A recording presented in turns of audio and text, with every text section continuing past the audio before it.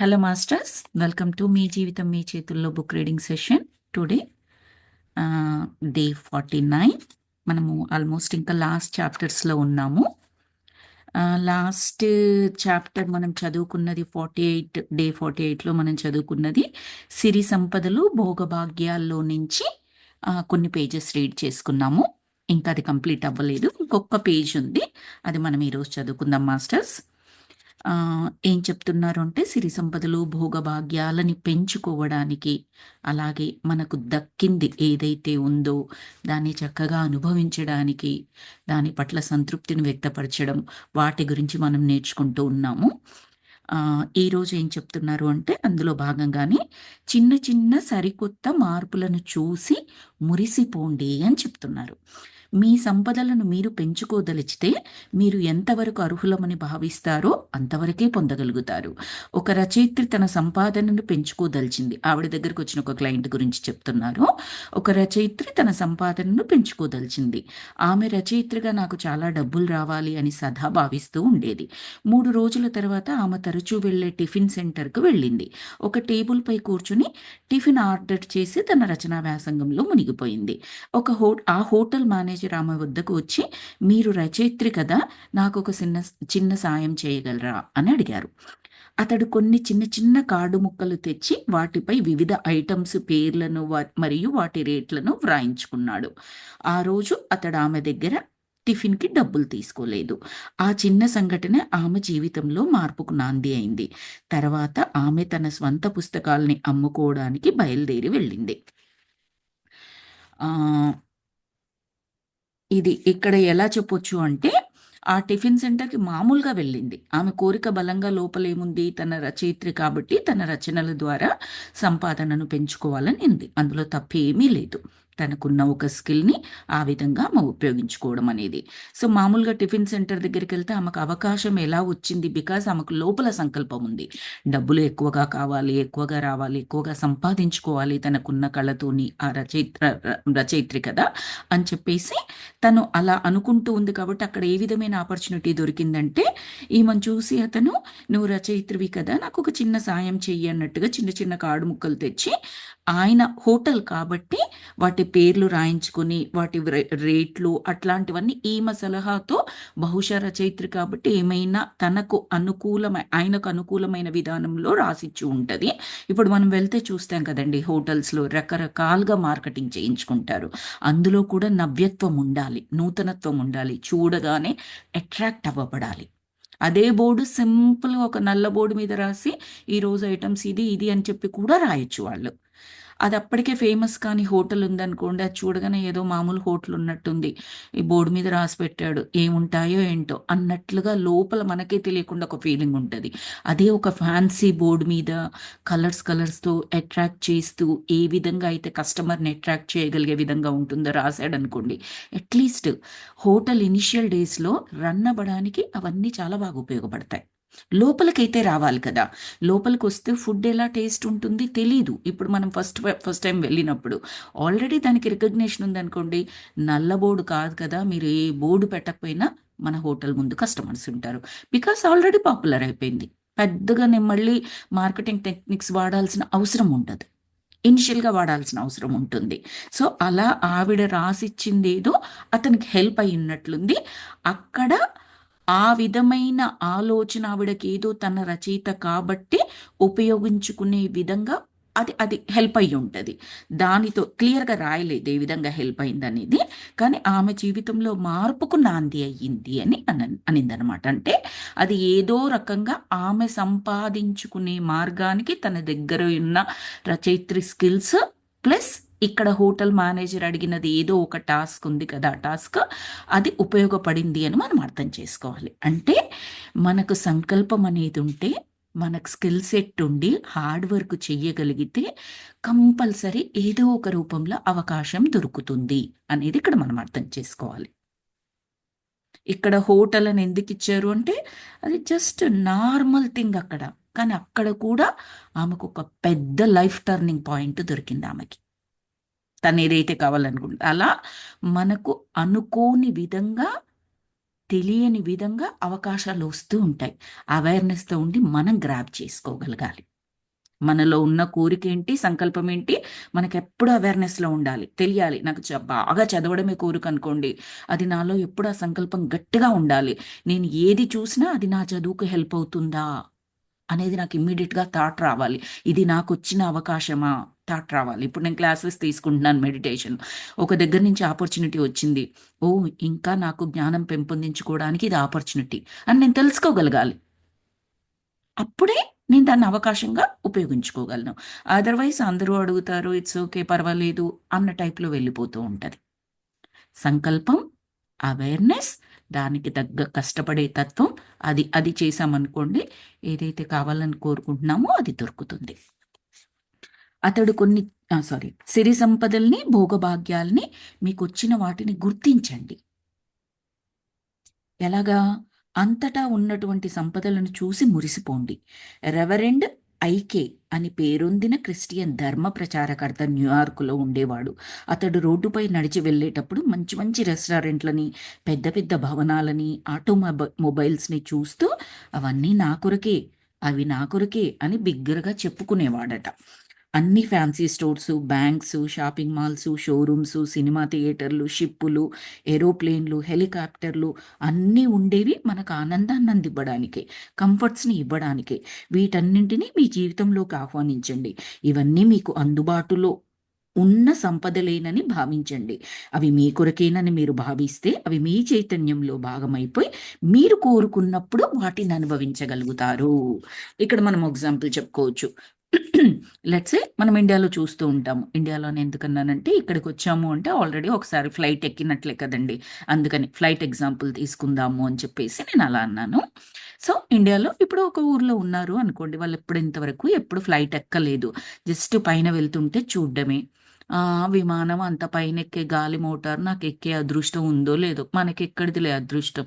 మన ఊరేంటి, మనం అక్కడికెళ్ళడం ఏంటి, ఇలా మాట్లాడుకోవడం మనం వినుంటాం. సినిమాల్లో కూడా చూపిస్తూ ఉంటారు. చిన్నగున్నప్పుడు ఒకవేళ ఇప్పుడు పెద్ద వయసున్నవారైతే వాళ్ళందరూ చిన్నగున్నప్పుడు అనుకుని ఉండి ఉంటారు. ఆ పైన వెళ్ళేది అది ఎవరి కొరకో మన కొరకు కాదు అన్నట్లుగా. ఈవిడేమని చెప్తున్నారంటే, అది ఏమైనా సరే మీ పరిధిలో కనిపించింది అంటే మీరు పొందవచ్చు అని అనుకోవడంలో తప్పు లేదు. ఆశ పడమని చెప్పడం కాదిక్కడ. ఆశ ఈజ్ డిఫరెంట్ మళ్ళీ. ఎక్స్‌పెక్టేషన్ ఈస్ ఆశించడం కూడా డిఫరెంటే. అలా కాదిక్కడ. పొందగలను అన్న నమ్మకం. అది. మీకు ఇంట్రెస్ట్ ఉందనుకోండి, పొందుతాను, పొందాలి అనే సంకల్పం.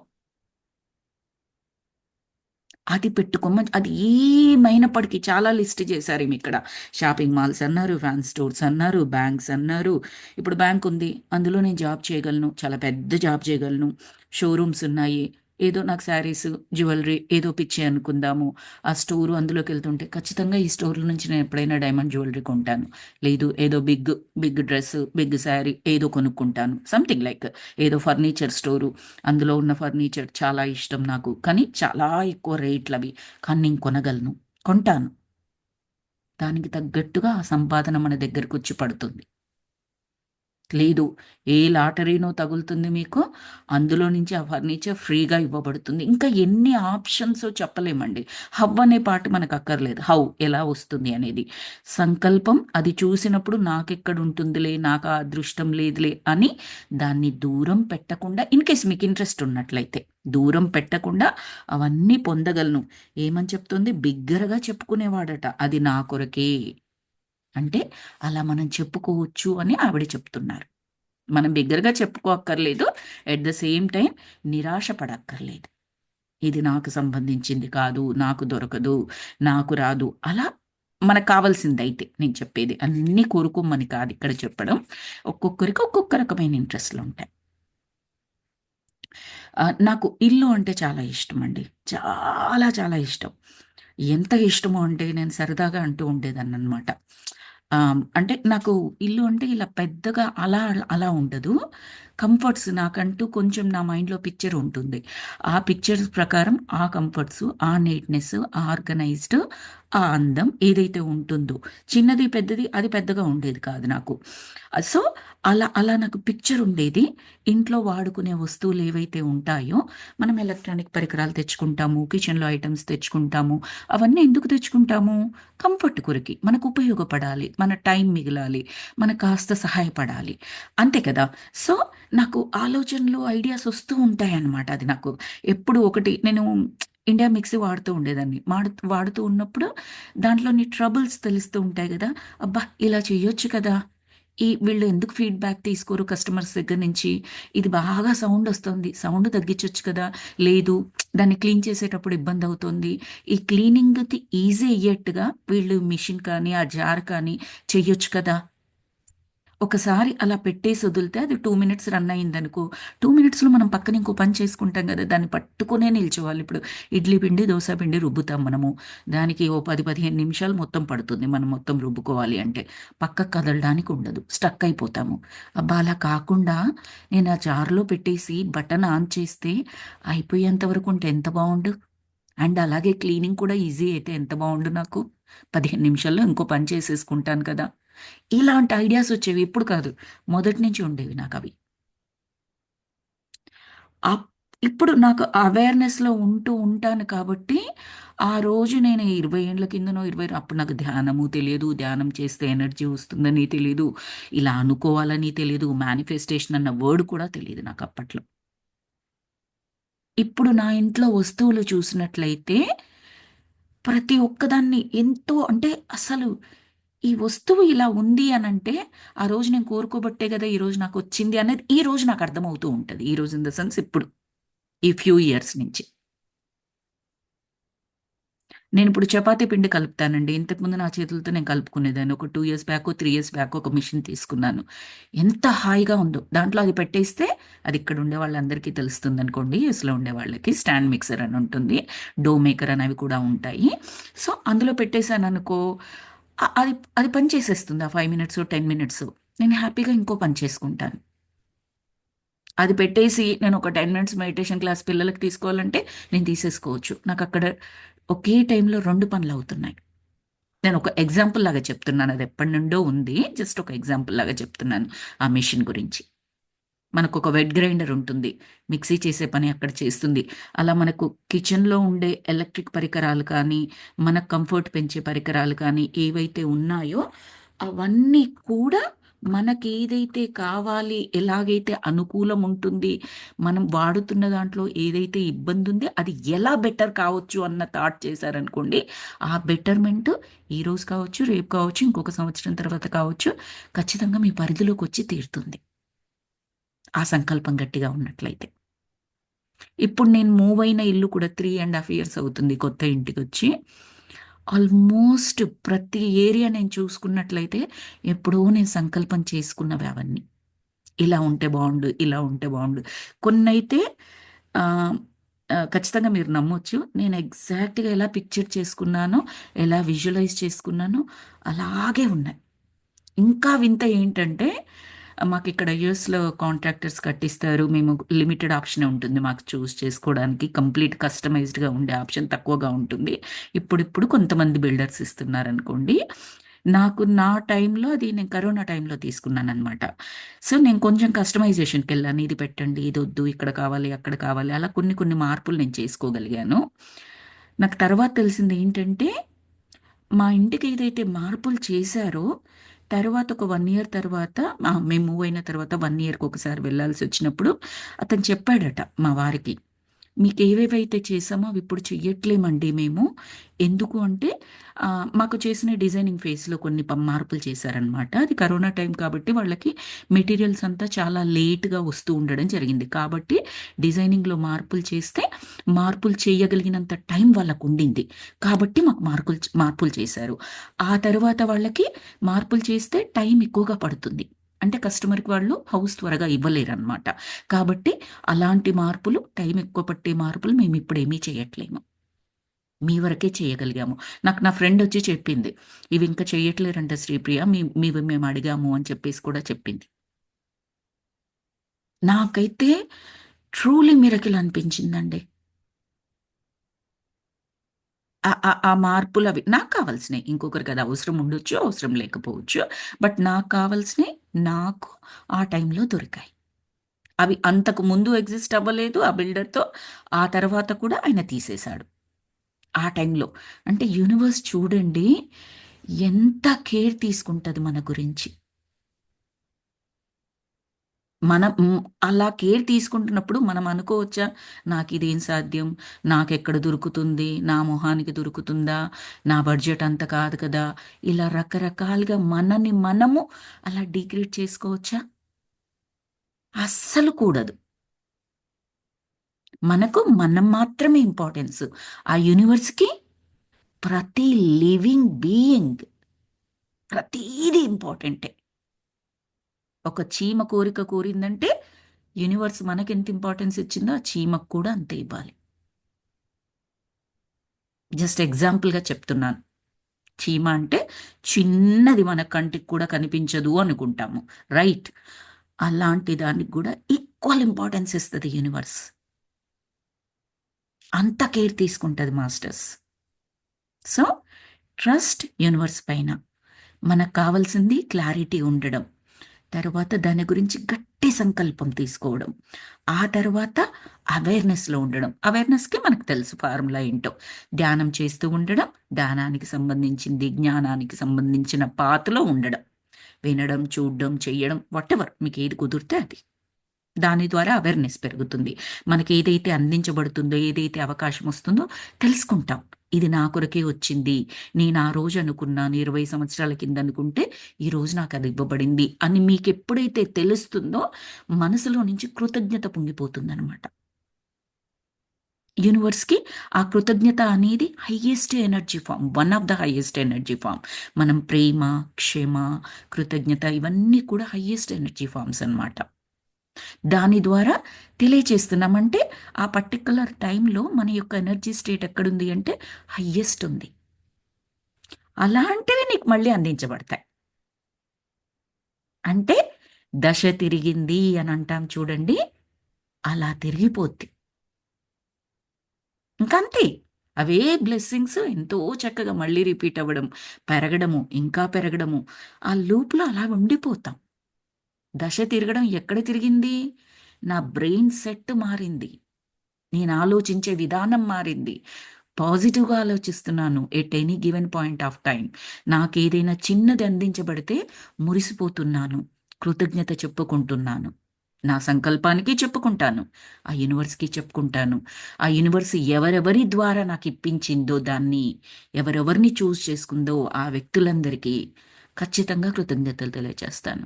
డైరెక్ట్‌గా ఆర్ ఇండైరెక్ట్‌గా ఎలా కుదిరితే అలాగా. That is very important. అందుకే ఈమె ఇక్కడ హెడ్‌లైనే దీనికి ఏం పెట్టిందంటే, చిన్న చిన్న వాటిని, వాటన్నింటిని చూసి మురిసిపోండి.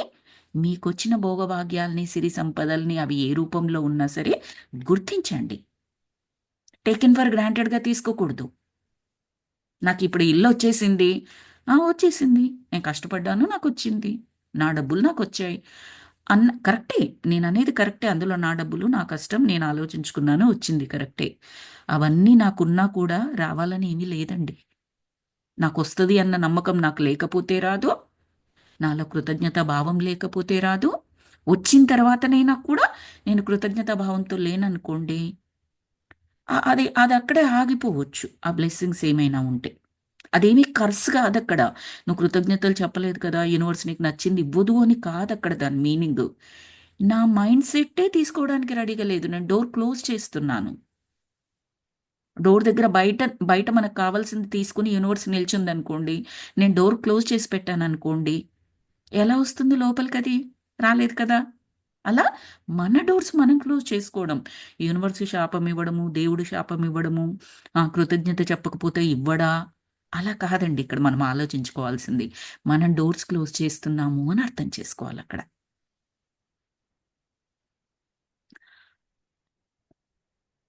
ఇంకా దీనికి ఎక్స్‌టెన్షన్ ఏం చెప్తున్నారు అంటే, మీరు భావిస్తే మీ చైతన్యంలో భాగమైపోయి మీరు కోరుకున్నప్పుడు వాటిని అనుభవించగలుగుతారు. ఎవరైనా మంచి ఖరీదైన బట్టలతో మెరుస్తూ కనిపిస్తే వారికంత భాగ్యం ఉండడం ఎంత అద్భుతమో, మనందరికీ ఎంత కావాలనుకుంటే అంత ఉంది కదా అని భావించండి. పాజిటివ్‌గా చెప్తున్నారు. వారికంత భాగ్యం ఉండడం ఎంత అద్భుతమో అనుకుని జనరల్‌గా వాడే సెంటెన్స్ మనకు కావాలంటే మాత్రం వస్తుందా ఏంటి?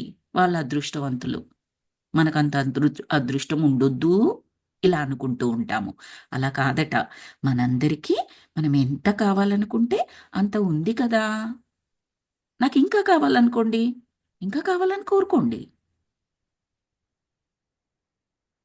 అలా అలా చేయమని చెప్తున్నారు. మనకు కావాల్సింది పక్కన వాళ్ళు శుభాలు, భోగభాగ్యాలు కాదు.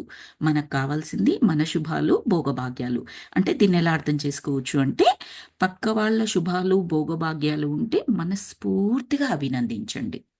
నేను అభినందించలేను, నా వల్ల కాదు, నాకు లేనిది వేరే వాళ్ళకుంటే, నాకంత త్వరగా నేను అప్రిషియేట్ చేయలేను అనే మనస్తత్వం ఉన్నవాళ్ళైతే, అట్‌లీస్ట్ న్యూట్రల్‌గా ఉండండి. నెగెటివ్ కామెంట్ చేయొద్దు. జె జెలసీ అలాంటివుంటాయి కదా! అవి వద్దు. అప్రిషియేట్ చేయకపోతామే. సరే చూద్దాం. అది ఫ్యూచర్‌లో ఆ స్టెప్‌కి కూడా ఎదుగుదాము అని అనుకుందాము. అంటిల్ దెన్ న్యూట్రల్‌గా ఉండడానికి ప్రయత్నించండి. నెగెటివ్ కామెంట్స్ అయితే ఖచ్చితంగా చేయొద్దు. వాళ్ళకి అదృష్టం, నాకెక్కడ అదృష్టం అలాంటివి వద్దు. అలాంటి ఎనర్జీస్‌ని మనము అట్రాక్ట్ చేయొద్దు. డోర్స్ క్లోజ్ చేసుకుంటున్నాం మళ్ళీ అగైన్. గట్టిగా బిగించేసుకుంటున్నామన్నట్టు. లాక్ పెట్టి, లోపల రాడ్లు పెట్టి, అవతల నుంచి యూనివర్స్ ఎంత గట్టిగా పుష్ చేసినా కూడా డోర్ ఓపెన్ కాకుండా మనం క్లోజ్ చేస్తున్నట్లనమాట.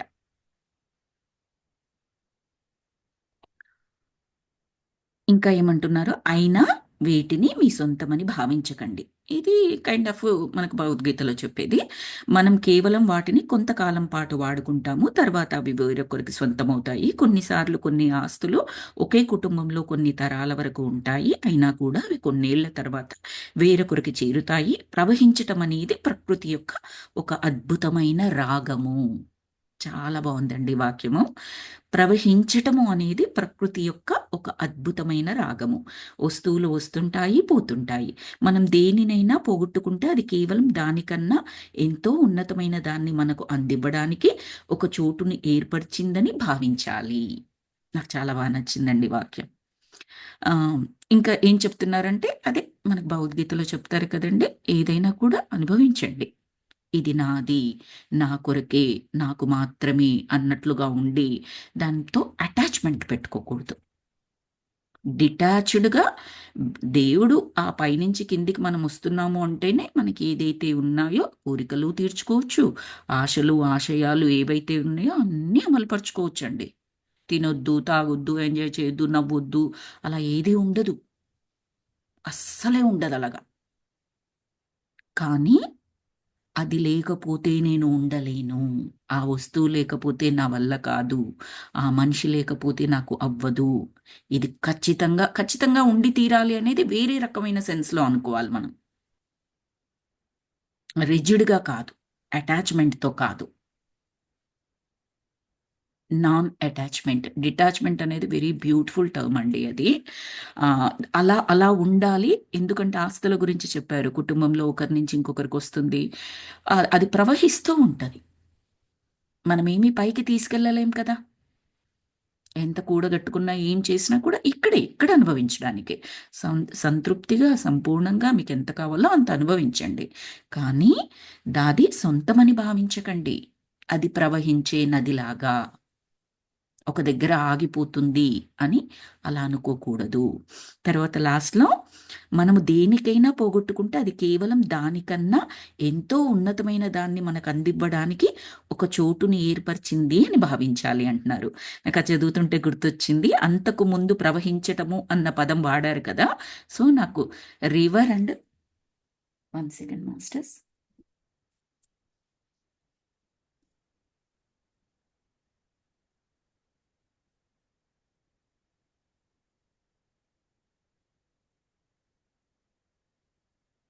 ఓకే. సో, అది రివరు అన్నప్పుడు నాకు గుర్తొచ్చిందేంటంటే, ఇప్పుడు నది ఉందండి. అది ప్రవహిస్తూ కొండల్లో, కోనల్లో, ఎత్తుల్లో, పర్వతాల్లో రకరకాలుగా ప్రవహిస్తూ వెళ్తుంది. వెళ్ళి ఒక దగ్గర ఎండ అన్నట్టుగా కనిపిస్తుంది నదికి మనం. కానీ అది నిజమైన ఎండ అతి పెద్ద సముద్రంలో కలిసిపోయింది. ఇప్పుడు ఆ నది పేరేంటి? ఆ సముద్రం పేరే. ఆ నది ప్రవాహంలో ఉన్న నీరు ఏదైతే ఉందో సముద్రంలో చేరిన తర్వాత ఆ నీటికి కూడా ఆ మహాసముద్రానికి ఏదైతే పేరుందో అదే పేరు ఇవ్వబడుతుంది. అంటే విశాలమైన దానికి వెళ్ళిపోయింది కదా! చిన్న చిన్న పాయలుగా కూడా ప్రవహించి ఉండుంటది ఆ నది. రైట్? సో, ఆ చిన్న చిన్న పాయలాగా కనిపించింది. ఇప్పుడు పెద్ద మహాసముద్రం అయిపోయింది. 2 రకాలుగా ఆలోచించొచ్చు. నది అస్తిత్వాన్ని కోల్పోయింది అని ఒక రకంగా ఆలోచించొచ్చు. అది పెద్ద సముద్రం అయిపోయింది ఇంకో రకంగా. ఫస్ట్ దాంట్లోనేమో కోల్పోయింది ఏదో నెగటివిటీ. Somewhat negativity. సముద్రంగా మారిపోయింది. ఎంత పాజిటివిటీ! ఎంత గొప్ప! ఎంత పెద్దదయిపోయింది! మెర్జ్ అయిపోయింది. ఇంకెక్కడా ప్రవహించాల్సిన అవసరం లేదు దానికి. ఎన్నో కష్టాలు పడుతూ ఇక్కడి నుంచి అక్కడికి, అక్కడి నుంచి ఇక్కడికి రూట్ మార్చుకొని అడ్డంకులొస్తాయి. అడ్డంకుని తప్పించుకొని పక్క నుంచి వెళ్ళాలి, పైనుంచి రావాలి, కింది నుంచి రావాలి. ఆ ప్రవాహం అలా వెళ్తూనే ఉండాలి కదా! ఇంకా ఏమీ లేదు. సముద్రం will take care of thought. అందులో కలిసిపోయింది. ఈ ఫిలాసఫీ చాలా రకాలుగా వాడుకోవచ్చండి మనము. మనం అంశాత్మలము, ఒక చిన్న చిన్న నదులు, పాయల్లాగా అనుకుంటే, ఆ యూనివర్స్ లేదా భగవంతుడు పూర్ణాత్మ, ఒక సముద్రంలాగా. అస్తిత్వాన్ని కోల్పోం మనమక్కడ. ఆయనలో ఐక్యమైపోతాం. పూర్ణాత్మగా మారిపోతాం మనం. సో, ఏదైనా చిన్న చిన్నవి మనకు దొరకట్లేవు, అంత అనుకున్నా రావట్లేదంటే, అంతకన్నా పెద్దదేదో కావాలి. పెద్దదేదో వస్తోంది. కావాలి కాదు. పెద్దదేదో వస్తోంది మనకి అని దాని మీనింగు అని చెప్తున్నారు. ప్రశంసల్ని అంగీకరించండి. ఎంతోమంది ధనవంతులు కావాలనుకుంటారు, కానీ ప్రశంసల్ని మాత్రం స్వీకరించరు. కొంతమంది నూతన నటీనటులు గొప్ప సినీ స్టార్స్ కావాలని కలలు కంటూ ఉంటారు. ఎవరైనా వారిని ప్రశంసిస్తే వారు ఆ పొగడ్తల్ని ఏదో డబ్బిచ్చి కొంటున్నట్లుగా వాటిని అంగీకరించరు. ప్రశంసలనేవి మన సిరి సంపదలకు, భోగభాగ్యాలకు లభించే బహుమతులు మరియు గుర్తింపులు. వాటిని ఆనందంగా స్వీకరించండి. మా అమ్మ ఎవరైనా గిఫ్ట్ గాని, ప్రశంస గాని ఇస్తే నవ్వుతూ థ్యాంక్ యూ చెప్పమని నేర్పింది. ఈ సలహా నా జీవితమంతా నాకొక చెరగని ఆస్తిగా మిగిలిపోయింది. ఒక ప్రశంస తీసుకుని తిరిగి ఇచ్చిన వారికే ఇవ్వడం కూడా మంచిది. దాన్ని వారు మీరు వారికిచ్చే బహుమతిగా భావిస్తారు. ఇలా చేయడం వలన మీరు మీ జీవితంలోకి శుభాలు ప్రవహించడానికి మార్గాల్ని తెరిచి ఉంచుతున్నారు. ఆహ్, ఇది కూడా నాకు మెడిటేషన్‌లోకొచ్చిన తర్వాతే తెలిసిందండి. జనరల్‌గా ఎవరైనా అప్రిషియేషన్ చేస్తూ ఉన్నప్పుడు మనకొక టాలెంట్ ఉంది, ఒకటుంది. మెచ్చుకుంటూ ఉన్నప్పుడు మనకు మంచి క్వాలిటీగానే మనం ఏమంటాం, అంతేం లేదండి, అలా ఏం లేదండి, జస్ట్ అలా అయిపోయిందండి, అంత గొప్పేం కాదండి, ఇలా చెబుతూ ఉంటాం. నాకంతేమీ రాదండి, అంత గొప్పగా చేయలేదండి. ఇలా రకరకాలుగా మనము మోడెస్టీ, అందులో ఏం నెగటివిటీ లేదు మనం అనడంలో. మనం ఏంటి అంటే అంత అంత తీసుకోవడానికి ఆ ప్రశంస ఒకలాంటి మొహమాటం అనుకోండి, సిగ్గు, బిడియం అనుకోండి. లేదు నెగటివిటీ ఉన్నవాళ్ళైతే నేను అర్హురాలిని కాదు అంత ప్రశంసకి అని ఆ విధంగా కూడా కొంతమంది ఉంటారు. నేనంత అర్హురాలిని కాదు అన్నట్లుగా. అలా ఉండనవసరం లేదు. హ్యాపీగా మీరొకటి చేశారు. దానికి సంబంధించిన ప్రశంస వచ్చింది. తీసుకోండి. థ్యాంక్ యూ చెప్పండి. మళ్ళీ వారికి సంబంధించింది ఏదైనా ఉంటే వారికి కూడా చెప్పండి. ఆర్ మిమ్మల్ని అప్రిషియేట్ చేస్తున్నారు కదా! సో, అప్పుడేం చెప్పొచ్చు అంటే, థ్యాంక్ యూ అండి for recognising my talent or whatsoever. అది ఏదైతే చెప్తున్నారో. చక్కగా గుర్తించినందుకు థాంక్స్ అండి. ఇంకా ఇంప్రూవ్ చేసుకుంటాను, ఇంకా ఎదగాలని కోరుకుంటున్నాను. అవెన్నైనా యాడ్ చేయొచ్చు. కానీ మీకున్న దాన్ని లేదని అనకండి. ఆ ప్రశంసకు మీరు అర్హురాలు కాదు అని అనుకోకండి. అది ఆవిడ చెప్పడం. Modesty is good. That's okay. అదేం ప్రాబ్లమ్ లేదు. కానీ యాక్సెప్ట్ చేయడం కూడా ఇంపార్టెంటు అని చెప్తున్నారనమాట. యాక్సెప్ట్ చేస్తే ప్రౌడ్ అన్నట్టుగా మళ్ళీ ఆ జోనర్‌లోకి వెళ్ళకూడదండి. ఇవన్నీ చిన్న చిన్న లైన్స్ ఉన్నవే అండి. ఒకదానికి ఇంకొక దానికి మధ్యలో ఆ సన్నని లైన్ ఉంటదనమాట. అటెళ్తే అటు పడిపోతాము, ఇటెళ్తే ఇటు అన్న టైప్‌లో ఉంటుంది. ప్రౌడిష్ ఆ జోన్‌లోకి వెళ్ళకూడదు మనం. ఆ రూమ్‌లోకి వెళ్ళకూడదు మనము. ఓహ్! నాకే వచ్చింది. నాకు బాగా చేయగలిగాను. నేనే చేయగలిగాను. మళ్ళీ ఇలా కాదు. నాకే, నాకే ఉంది. నాకు మాత్రమే ఉంది. నేను మాత్రమే చేయగలిగాను. ఇంకెవ్వరు బాగా చేయలేదు. ఇలా వద్దు. నేనెంతవరకు చేశానో అంతవరకు వచ్చిన ప్రశంసని యాక్సెప్ట్ చేయడానికి I am okay. I am ready. I am happy. I wanted to say thanks to you. నేను మార్చుకున్నానండి ఈ అలవాటు. ఇంతకుముందు అదేమీ లేదండి. అంత గొప్పగా ఏం చేయలేదు. అలా చెప్తూ ఉండేదాన్ని. నేనిప్పుడు మార్చుకున్నానండి. థాంక్స్ చెప్తాను. If I deserve that definitely happy అవుతాను. రియల్‌గా మనసులోనే హ్యాపీ అవుతాను. థాంక్స్ చెప్పుకుంటాను. ఎవరికి వాడికి చెప్తాను. యూనివర్స్‌కి చెప్తాను. నాకు ఆ టాలెంట్ ఇచ్చినందుకు, లేదా బ్లెస్సింగ్స్ ఇచ్చినందుకు, లేదా ఎదుటి మనిషి గుర్తించి నన్ను అప్రిషియేట్ చేశారు. గుర్తించాలని ఏమీ లేదు కదా! ఎదుటి మనిషి జెలస్‌గా ఉండి, ఆ! పెద్ద గొప్పేముంది? ఇంకా బోలెడంత మందున్నారు.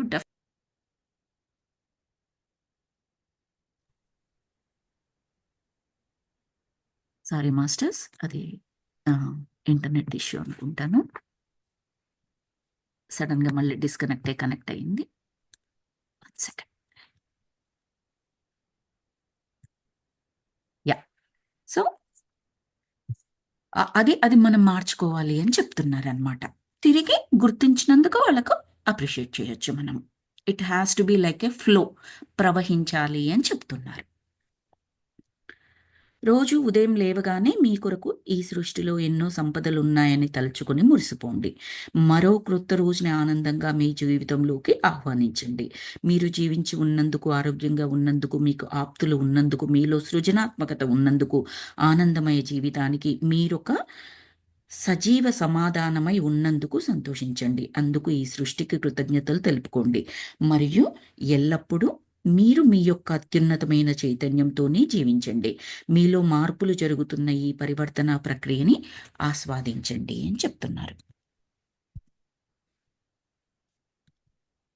సో, సిరి సంపదలు, భోగభాగ్యాలు అనే చాప్టర్ కంప్లీట్ చేసుకున్నాం మాస్టర్స్. అది మనం ముందే చెప్పుకున్నట్టుగా ఓన్లీ మనీ రిలేటెడ్ మాత్రమే కాదు. It applicable to every talent. Everything. Only money అనే కాదు. లక్ష్మి 8 రూపాలు అని చెప్తారు కదా! అష్టలక్ష్మిలు అని.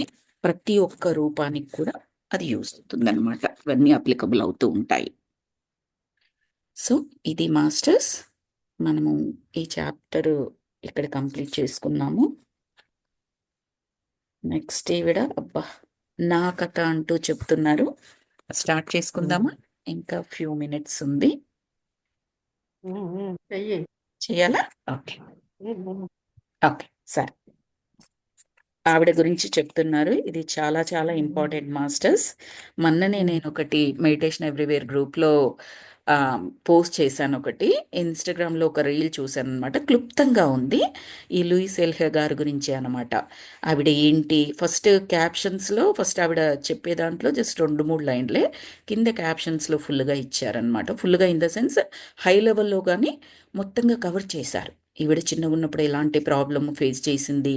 మళ్ళీ ఎలా ఎలా గో త్రూ అయింది, ఎలా ఏ అఫర్మేషన్స్‌తోని దేనితోని బయటకొచ్చింది, సిట్యుయేషన్ అనేది ఎంత వరస్ట్ నుంచి ఎంత బ్యూటిఫుల్‌గా మారడానికి అవకాశం ఉంటుంది. Only with positivity and affirmations అనేది చెప్పారనమాట. అదిక్కడ మనకి ఈ చాప్టర్‌లో నా కథ కింద ఇచ్చారు మనకి. ఐ థింక్ ఈ చాప్టరే ఇంకా లాస్ట్ చాప్టర్ అనుకుంటున్నాను. చూద్దాం. నా కథ. నేనున్న ఈ జీవితపు అనంతత్వంలో అంతా సవ్యంగా ఒక్కటిగా సంపూర్ణంగా ఉన్నది. నన్ను సృష్టించిన ఆ విశ్వశక్తితో నేను ఏకమై ఉన్నాను. ఈ సృష్టిలోంచి నా జీవితంలోంచి ప్రవహించే సమస్త శుభాలను, భోగభాగ్యాలను అందుకోవడానికి నేను సంసిద్ధంగా ఉన్నాను. నా ఆశలు, అవసరాలు నేను అడగకనే తీరుతున్నాయి. అంటే అడగకుండానే. నేను దైవశక్తిచే సరియైన మార్గంలో నడిపింపబడి సదా ఆ దివ్యశక్తిచే పరిరక్షించబడుతున్నాను. అంటే నాకు help, support, guidance, blessings, protection everything is from that universe, from the Bhagavan. నేను ఎవరినైతే బిలీవ్ చేస్తున్నానో వాళ్ళ దగ్గర నుంచి ప్రతి క్షణం నాకు అందించబడుతుంది అని చెప్పేసి అనుకోమంటున్నారు. నాకు శుభకరమైనటువంటి వాటిని నేను ఎంపిక చేసుకుంటానంటే నా ఆలోచనలు కానీ, నా మాటలు కానీ, నా చేష్టలు కానీ ఏవైనా సరే నాకు సంపూర్ణంగా శుభాలు ఇచ్చేవి మాత్రమే నేను ఎంపిక చేసుకుంటున్నాను. అంటే ఒక చిన్న వర్డ్ కూడా నాకు అవసరం లేనిది, నాకు అశుభమైంది నా నోటి గుండా రాదు, నా మస్తిష్కంలో నుంచి ఆలోచన రాదు అని దాని మీనింగ్ అనమాట. ఇతరుల సంపదలను చూసి నేను మురిసిపోతాను. సూపర్. ఎందుకంటే అందరికీ ఎంత కావాలంటే అంత ఈ సృష్టిలో ఉందన్న ఎరుకతో సదా నేనున్నాను కాబట్టి. జస్ట్ వాళ్ళకు మాత్రమే ఉన్నాయి, ఇంకా వాళ్ళు ఉన్నదంతా తీసుకెళ్ళిపోయారు, నాకేమీ మిగల్లేదు అన్న ఏడుపు నాకు అవసరం లేదు. అలా ఎంత వాళ్లకు ఉన్నా అంతకు ఇంకా 1000 రెట్లు, కోటి రెట్లు, ఇంకా ఇంకా ఇంకా చెప్పలేనంతగా అనంతమైన సంపద ఈ సృష్టిలో ఉన్నది. నాకు కావాలనుకుంటే నాకు దొరుకుతుంది. అక్కడ నెగిటివ్ ఎనర్జీస్ పెట్టి వాళ్ళని అనే బదులు పాజిటివ్ ఎనర్జీస్ పెట్టి నాకు కావాలి అనుకుంటే నేను మేనిఫెస్ట్ చేసుకుంటాను. ఈ సృష్టిలో అంత సంపద ఉంది నాకు తెలుసు. అట్లాంటప్పుడు ఏదో కోల్పోయినన్న ఫీలింగ్ నాకెందుకు? వాళ్ళకు వస్తుంటే, వాళ్ళకు ఉన్నందుకు అక్కర్లేదు అని చెప్పడం. ఈ సరికొత్త చైతన్యాన్ని నాలో స్థిరంగా విస్తరించుకుంటున్నాను. తదననుగుణంగా నా సంపదలు వృద్ధి చెందుతున్నాయి. ప్రతి ఒక్కరి నుండి మరి ప్రతి చోట నుండి నాకు అంతా శుభమే చేకూరుతుంది. మరి నా ప్రపంచంలో అంతా సవ్యంగా ఉన్నది. ఇది ఈ చాప్టర్ స్టార్టింగ్లో రాశారు. దీంతో మనం ఈరోజు మెడిటేషన్ చేసుకుందాం మాస్టర్స్. ఇప్పుడు నా కథ అనే సబ్జెక్ట్లోకి వెళ్తున్నారు. మనమంతా ఒక్కటే. మీ బాల్యం గురించి కాస్త చెబుతారా? ఇది నేను నా క్లయింట్స్ని అడిగే ప్రశ్న. ఇదేదో వారి వివరాలు కనుక్కోవడానికి కాదు, వారి సమస్యలకు కారణభూతాలైన వారి ఆలోచన విధానాలు ఎక్కడి నుండి వచ్చాయోనని తెలుసుకోవడానికి మాత్రమే. సమస్యలు ఈనాటివైనా కూడా వాటి మూలాలు కొన్ని సంవత్సరాల ముందు నుంచే, వారి బాల్యంలో నుంచే ఏర్పడ్డాయి అని చెప్తున్నారు. ఈ వాక్యం మనం నమ్మాలి అంటే మనకందరికీ తెలిసిన కర్మ సిద్ధాంతం ద్వారానే నేను చెప్పాలి అనుకుంటున్నాను మాస్టర్స్. ఈరోజు ఒక కష్టం వచ్చింది. మనం ఏమంటాం ఏం జనరల్గా? ఏ జన్మలో ఏ పాపం చేసుకున్నానో సింపుల్గా అనేస్తాం. ఎందుకంటే మనలో ప్రతి కణం కూడా ఆ సిద్ధాంతాన్ని నమ్ముతుంది. సంపూర్ణంగా లోపట ఆలోచనతోనే ఉన్నాము. కోర్స్ సుఖం వస్తే అంతే. ఏ జన్మలో ఏ భాగ్యం చేసుకున్నానో ఈరోజు ఎంత సుఖంగా సంతోషంగా ఉన్నాను అది కూడా ఉంటుందనుకోండి. బట్ కష్టం వచ్చినప్పుడు ఎక్కువగా బయటకు అంటాము, సుఖం వచ్చినప్పుడు టేకెన్ ఫర్ గ్రాంటెడ్ అన్నాను కదా, లోపలే ఉండిపోతుంది అది. సో మీరు ఏదో జన్మలో ఏదో చేసుకుంటే దానికి సంబంధించింది ఈరోజు అనుభవిస్తున్నారు అనుకున్నప్పుడు, దాని రూట్ కాజ్ అక్కడ పోయిన జన్మలలో ఉంది అనుకున్నప్పుడు, ఈ జన్మలో బాల్యంలోనూ, తెలిసి తెలియని వయసులోనూ, తెలిసి తెలియని పరిస్థితుల్లోనూ మనం ఏదో ఆలోచన, ఏదో మాట, ఏదో పరిస్థితికి లోనైనప్పుడు ఆ బీజాలే ఇక్కడ ఈ సమస్యకు కారణం కాదు అని ఎందుకు అనుకుంటున్నారు? మనం ఆ విధంగా ఆలోచించవచ్చు మాస్టర్స్. అయ్యి ఉండవచ్చు కదా. సో ఆ కాన్సెప్ట్తో ఆలోచిస్తే ఈవిడ అనేది మనకు అర్థమవుతుంది. వాటి మూలాలు మీరు ఈరోజు సమస్యలైనా కొన్ని సంవత్సరాల ముందే బాల్యంలో ఏర్పడి ఉండవచ్చు. అందుకని వాళ్ళ బాల్య పరిస్థితుల గురించి నేను అడుగుతాను అని చెప్తున్నారు. నేను 18 నెలల పసిపాపగా ఉన్నప్పుడే నా తల్లిదండ్రులు విడిపోయారు. ఆవిడ గురించి చెప్తున్నారు. అదేమంతగా నాకు గుర్తుకు లేదు. అప్పుడు మా అమ్మ నన్ను ఒక శరణాలయంలో వదిలి మా ఉపాధి కోసం పనికి వెళ్ళేది. అప్పుడు 3 రోజుల పాటు నేను ఏకదాటిగా బిగ్గరగా హృదయ విదారకంగా ఏడ్చానట. అది వాళ్ళు భరించలేక నన్ను అక్కడి నుండి తీసుకుని పోవలసిందిగా మా అమ్మను బలవంతం చేశారు. ఎవరు? ఆ శరణాలయం వాళ్ళు. ఆమె ఎలాగో నన్ను పనిని నెట్టుకొచ్చింది. ఈ విషయం తలుచుకున్నప్పుడల్లా నా హృదయం మా అమ్మ పట్ల ఒక గొప్ప ఆరాధనా భావంతో నిండిపోతుంది. కానీ తర్వాత రోజుల్లో మా అమ్మ నాపై అంతగా శ్రద్ధ చూపలేకపోయింది. చూడండి, 18 నెలల వయసులో పాప ఏడవడం అనేది నార్మల్, క్వైట్ నార్మల్. ఎక్స్ప్రెస్ చేయడానికి రాదు, తల్లి కావాలి అని తెలుసు. 18 నెలల వయసున్న పాపకి తల్లి తండ్రిని గుర్తించే వయసు కదండి అది. సో తల్లి కావాలి అని తెలుసు, తల్లి కనిపించలేదు కాబట్టి ఏడ్చింది. సో అది పెద్దగైన తర్వాత గుర్తొచ్చినప్పుడట ఆవిడకి, నాకేం తెలియదు ఆ రోజు ఏం చేశాను అని చెప్పేసి అనుకుంటుంటాం మనం. తను ఎలా ఆలోచించింది? అమ్మ పట్ల గొప్ప ఆరాధనా భావం కలిగింది కలగాల్సిన అవసరం ఏమీ లేదండి నార్మల్గా మాట్లాడుకుంటే. Taken for granted again. నాకేం తెలుసు 18 నెలల పాపని ఆవిడ అలా వెళ్ళొచ్చా లేదా ఆమె డ్యూటీ ఆర్ ఈ టైప్లో ఏదో ఒక విధంగా అంటే మన స్థితి ఆధారంగా చేసుకొని అమ్మ కాబట్టి ఇంకా మన నన్ను పెంచాలి కదా అలా వెళ్ళి ఉండటది. జనరలైజ్డ్గా నార్మల్గా క్యాజువల్గా తీసేసుకుని మాట్లాడే ఇది కూడా చేస్తూ ఉంటాం మనం. తినేం చేసింది ఆరాధనా భావము, తల్లి అయినప్పటికీ సరే కృతజ్ఞతా భావము, దానితో ఎనర్జీస్ పెరుగుతాయండి లోపల ఇమ్మీడియట్గా. ప్రతి వర్డ్ని కూడా మనం గమనించుకోవాల్సి వస్తుంది. చెప్పే ఒక మాట ఆ ఏజ్లోనే అటువంటి పాజిటివ్ ఆలోచనలు వస్తాయంటావా?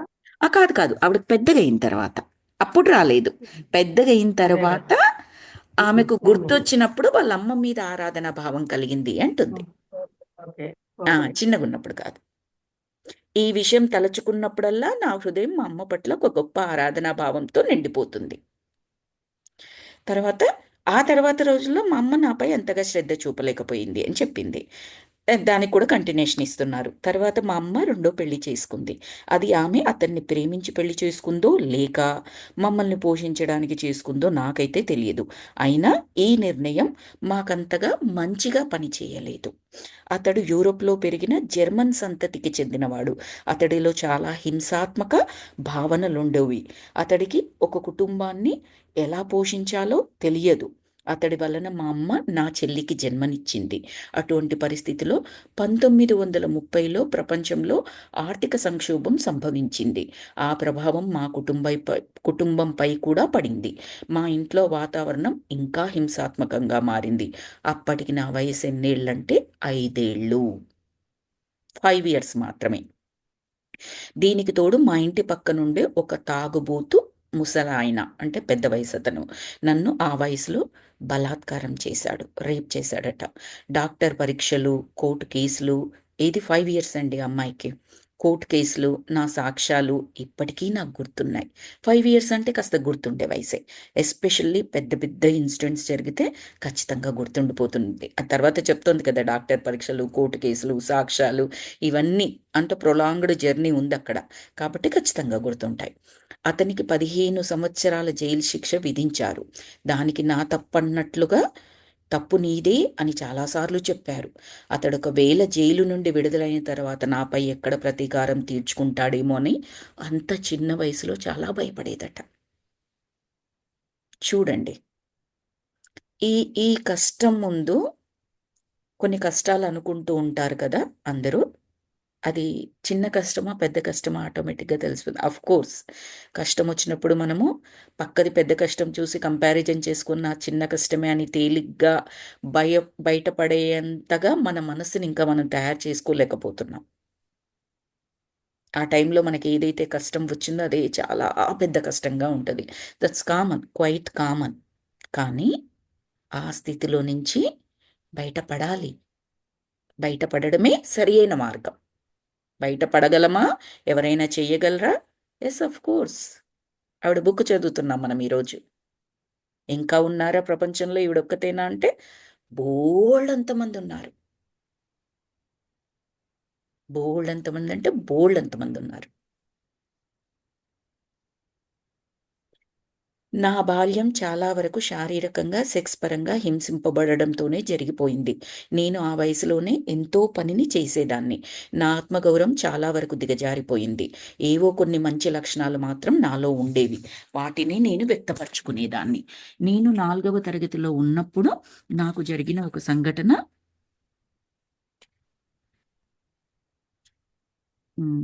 ఇది కాస్త పొడిగించబడింది మాస్టర్స్, 4వ తరగతిది. ఇది మనం నెక్స్ట్ చాప్టర్లో చదువుకుందాం. నేను ఈరోజు యాక్చువల్గా నాకు ఒక మీటింగ్ ఉందన్నమాట. సో నేను ఇక్కడ స్టాప్ చేస్తాను మాస్టర్స్. మనం నెక్స్ట్ క్లాస్లో కంటిన్యూషన్ చదువుకుందాం. బికాస్ మధ్యలో ఆపలేను అనుకుంటా ఇది చదివితే నేను. Okay, sorry about that masters. Thank you so very much for listening today's class. Thanks for this opportunity masters.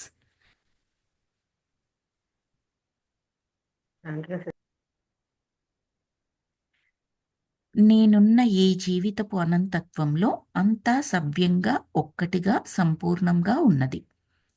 నన్ను సృష్టించిన ఆ విశ్వశక్తితో నేను ఏకమై ఉన్నాను.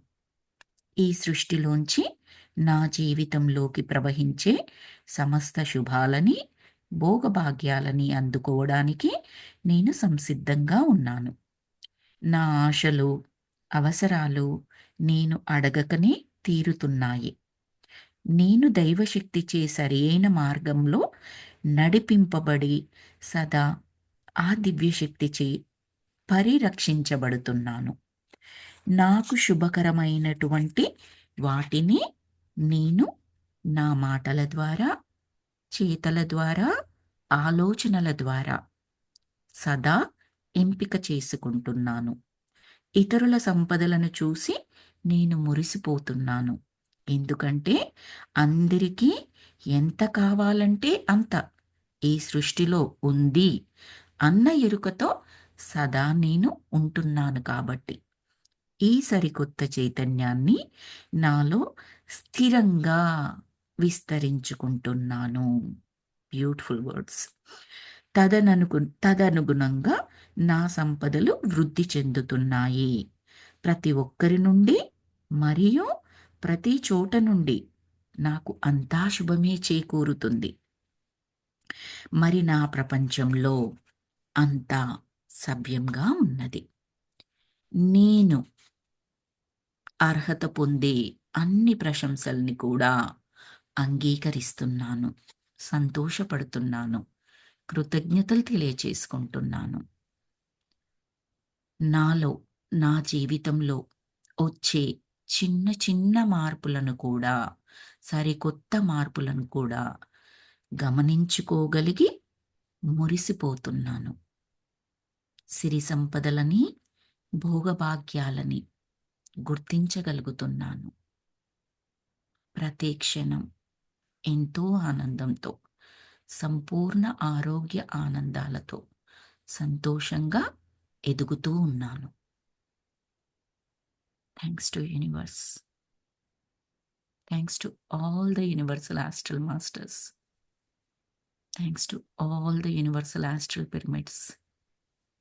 Thanks to our Poornatma. Thanks to mother nature, mother earth and mother universe.